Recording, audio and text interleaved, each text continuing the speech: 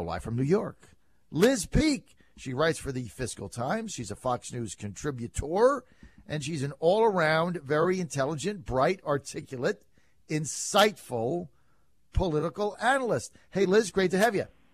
John, thank you, and thank you for that nice introduction. Well, not only that, but your husband, Jeffrey Peek, is a financial Wall Street guru. So you guys are in the know, right? You're in the know. Now, you're probably for this fast-track trade disaster, right? Well, now that you've introduced it in that way, I think that expanding our trade opportunities is always a good thing. And obviously the blowback on the TPP, the Trans-Pacific Partnership, comes from what I think is misinformation about and distorted information about NAFTA and how that treaty impacted U.S.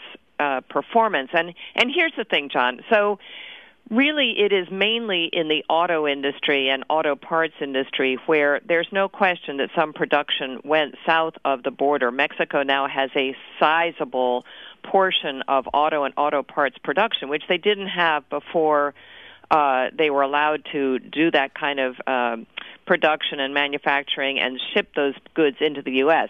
But the question people should be asking, and the unions who oppose this should be answering, is would the American auto companies been able to compete with, for example, Japanese producers with substantially lower labor days when GM was paying people $73 an hour? And the answer is no. One of the important contributions of NAFTA was that U.S. automakers were able to source product out of Mexico and stay in business. I mean, none of these things happens in a vacuum. There's a reason why production went to Mexico, obviously cheap labor, but also the fact that U.S. auto companies were under enormous pressure. Don't forget that they had to be bailed out by the U.S. government. And yes, it was a very difficult time in our economic cycle, but the truth is they were in trouble.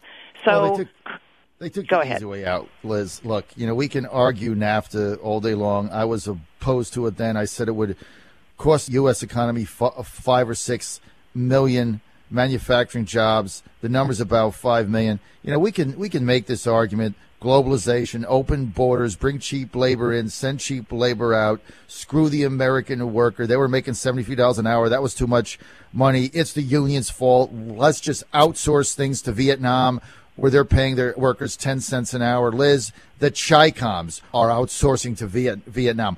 Getting involved in this stuff, all this does at the end of the day, it's the globalist Silicon Valley, the banksters, the tarpists, and the big global companies. They have one objective, Liz. Do you know what it is? Lower wages and screw the American worker. That's what John, these are about. Let me just ask you this. How many people are going to be employed by companies that aren't competitive? I understand the issue here, and I've done a lot of research on where we gained jobs, where we lost jobs. We did not lose 5 million manufacturing jobs, but we did lose some. There's no question, probably a couple of 100,000. And that's a big hit to our economy. But what if, I used to follow the auto companies on Wall Street for a nanosecond back in the 70s. They were completely blindsided by the Japanese. All of a sudden, Toyota and and Honda and so forth were gobbling up market share in the U.S. Why? Because they had a better product and it was cheaper. And guess what? American consumers started buying Japanese cars in droves. American car companies basically were living in a sort of golden bubble of protectionism, and all of a sudden they faced real competition. How did they? What would have been your strategy if you were running one of those companies? You couldn't make a product that cost twice as much and really didn't have any extra value. American consumers weren't going to buy it. Well, eventually they would have figured it out. They would have gotten more competitive. They would have had to renegotiate That's what they did with unions because they were getting competition from the Japanese. But that's very different than sending these jobs overseas, which is going to continue to happen. And they're justified by saying, well, I can buy a product for 6 cents under what I would pay for it in the United States. And this is absolute nonsense. And at the end of the day, this is not a free trade bill. This is managed trade, globalization, And the object of it is to flood the U.S. economy with tens and tens thousands more of illegal immigrant workers that can come in now when the back door don't have anything to do with our immigration program. It's part of the trade thing. They can bring all these people in on EB-1, EB-5 visas. You lose track of them, and it plays into Obama's legacy, which is changing the face of America, changing it into something in his vision, which is dominated by people that aren't American. That's the object of it. I don't think the H-1B visa issue is addressed in the TPP. I mean, I think there are many things you can dislike about this bill that presumably will end up before Congress. One of them is we don't know what's in it. I mean, unlike Obamacare, where they voted for it anyway, Congress appears to actually want to know what is in the TPP, and there are some, I think, serious problems. For example, Japan still has not opened their markets to U.S. automakers. That's something that we should resist very forcefully. But to your point, and I think we can find common ground on the fact that Obama definitely wants this trade agreement as part of his legacy.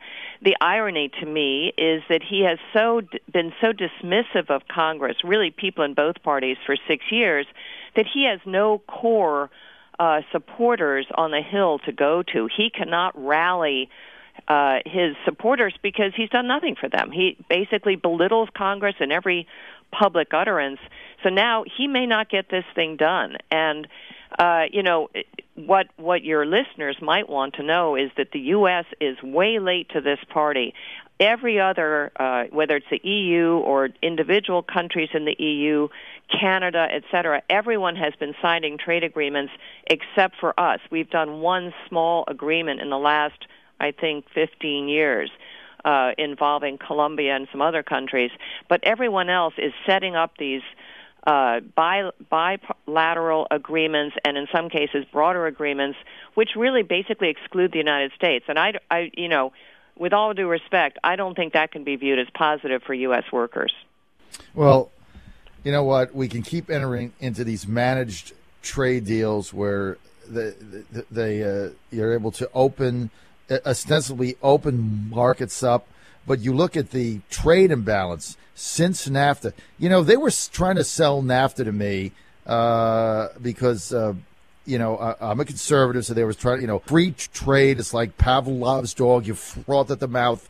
They were trying to sell to me and saying, look, we're going to have this huge positive trade balance because we're going to get all this trade. So, we're going to be shipping U.S. goods all over the place. It's going to create jobs, right? That's what they told me then. And I looked at it and I said, you're going to get the exact opposite. That was in the 90s. You go to 2015, Liz, our trade deficit is off the charts. It's grown 4x since before remember, NAFTA. Though, NAFTA was just Canada and Mexico. And, in fact, our trade deficit, it mainly affected Mexico, has gotten worse in Mexico, but it is not the kind of goods you're concerned about. It's really mainly oil. I think it's a really interesting topic because, yes, here again, we're about to enter into a long-term commitment, and everyone wonders what's in it. I mean, the president, I think, has done a really poor job of laying out for the American people why this is important, why this is positive. And unfortunately, the only voices you hear in favor of it are, as you say, Chamber of Commerce voices, which, doesn't really appeal to the average American. And, they have done a poor job of explaining why it should be a positive. I think for our agriculture industry, NAFTA was a huge win, and I think the TPP will also be a huge win because Japan in particular, one of the largest markets involved in this 12-nation agreement, is very protective about agricultural products. I mean, remember the stories when melons cost $25 there and so forth. Obviously, for California, for example, this could be a huge win. But, look, I think we need to hear more about it. I think the president needs to be more open about it. My guess is there's some things we're going to like and some things we're not going to like. Well, I didn't like NAFTA, and as far as I'm concerned, TPP is NAFTA on Viagra. Okay, we're going to get off that topic, Liz. Let's go. Steroids might be better, but whatever you're thinking about, John. Let's go to the... Yes. It's because American workers are getting screwed. That's why I'm calling it NAFTA. Okay. You got to think a little bit ahead here, Liz. I'm trying. Let's go to all these candidates in. What about Carly Fiorina? What do you think? I think that she is a real interesting woman. I don't think she's a serious political contender. And frankly, if the Republicans would like to find a woman to run as vice president, I really like Kelly Ayotte in New Hampshire. I think she's a terrific senator who's kind of very patiently and sort of steadfastly proved her worth. Carly Fiorina is kind of interesting. I'm happy to have her in the race because, frankly, as a Republican, I like to see somebody challenge Hillary Clinton, and Fiorina's going after her at every opportunity. And I think, given the polling recently, which shows that the American public is not taking this Hillary email situation terribly seriously, I think it's nice to have someone who's going to keep banging that drum, and Fiorina will do that. Okay, I don't believe she's a serious candidate either, so we're in lockstep on that. Donald Trump. Ditto. I don't know. Now, somebody was telling me, perhaps you, that they really had much more respect for Trump as a candidate because, he was forceful, he could get things done, he had a lot of money behind him. I think most Americans, and he has huge name recognition, which, by the way, is very hard to come by and very expensive, and that's one of the reasons that the Republican field is so scattered right now and looks so terrible polling against Hillary. No one knows who these guys are. Donald Trump, everybody knows that, you've been fired. So that's a real help to him, but I just cannot take a Trump candidacy seriously. Okay, I take it seriously. We differ on that. I think if he gets in the race and he runs in a crowded field, he wins New Hampshire, and then he goes and becomes a top-tier candidate. Okay, Liz, Marco Rubio. I like Marco Rubio. I still think he is a very attractive candidate on so many fronts. One, I love his optimism, his love of country, all of which reminds me of Ronald Reagan, and there's a reason people love Reagan is he made them feel good about our country, and I think Rubio does that in spades. And also he checks the box that I find very important in this election, which is he came from very humble beginnings. I think that's a story that resonates with the middle class, and this is going to be about the middle class this election. So I think it's very important for people to kind of have a good personal story to tell, and he does. I think he's a serious candidate. He is. There is a generational change. I can't personally get excited about him because he was part of the Senate amnesty gangster of 8 deal, so I don't trust him on that. But that's just me. He's definitely going to be a serious candidate, no doubt. And I think he's gotten off to a phenomenal start. Ted Cruz. Ted Cruz is known to all of us because he was a disruptor in the Senate. And I know he's a very, very smart person that has been chronicled very clearly. I don't really like the way he came on the public scene. I understand that people are frustrated with Congress, but somehow to me his MO is unappealing. And I think that's going to haunt him a little bit. I don't think he's looking. Americans, when we vote, not I, but when America voted for Barack Obama, one of his big selling points was he could reach across the aisle, he could bring people together. I don't really see Ted Cruz being able to make that case, and I think it's a case people want to hear. You have to look at this objectively, and there's a lot of things about Ted Cruz that I like and respect, but you got to say, where's he going to win a primary? And he's not going to win Iowa, and he's not going to win New Hampshire. It's going to be a tough road to hoe in South Carolina. That's probably his only shot. He's not going to win Florida. Where does he go? Great to have him in. Right now, he isn't going to be the nominee in my judgment. Rand Paul.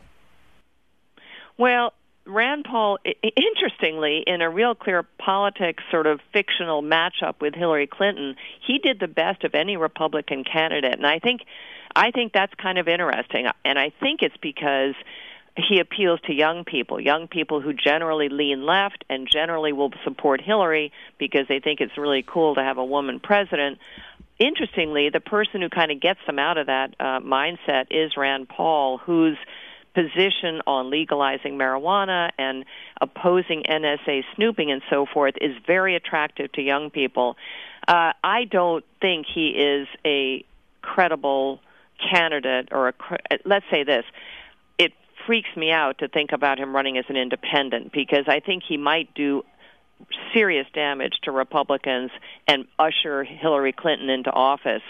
But I don't think he'll be the Republican nominee. I think he's too distant on matters of defense. He's trying to walk back now all his sort of pacifist leanings, but I just don't think he's going to be able to do that. Flip-flop. Tough to win. Exactly. Ben Carson. I think Ben Carson's such a charmer, but, we've never seen, I don't think we've ever seen in this country a non-politician, and this goes for Carly Fiorina too, really make serious headway in a national election. A couple have tried, and they've usually been embarrassed, and Carson has some things, as you well know, that he has already had to sort of confront past utterances about homosexuality and so forth. And, I think the country is just not going to let him do that. The last one, 1944, Republican Wendell Willkie. Ben Carson, is he running again? No, he's dead. You'd have to. He's the only candidate who could catch lightning in a bottle. There's a potential for him to find space that no one else has. You look at these other candidates and you say, who could catch that lightning? He's possibly there, so I don't count him out. All right, I got a minute and a half. We have to speed this up. Mike Huckabee. I think Mike Huckabee has, again, like a few others, he has, like Donald Trump, he has enormous name recognition, and he has a very solid place among evangelicals, and he'll do well in Iowa. But honestly, I think that's it. I think that the country has moved on. I think you're right, but he is a serious candidate because I think he's going to win Iowa. He's certainly the favorite now. Scott Walker. I like Scott Walker, and I think he continues to kind of poll pretty well. He has some big backers now. At least that's the rumor. Everyone's wondering, who the Kochs are going to buy into and who they're going to back. And my guess is he's going to be at least one of the candidates that they will support. And that's pretty huge because that's a big network, not just them, but friends of them who will back him. I think he's an attractive candidate. I think that we've all, a year ago we would all have said that governors had a shot because we wanted good management. Now that argument seems to have disappeared, but I still think he's a real candidate, real good contender. Okay, we're out of time. Only a one-word answer for Chris Christie. Gone. No, I'm with you on that. Thanks, Liz Peek. Follow Liz Peek at Liz Peek. Go to LizPeek.com.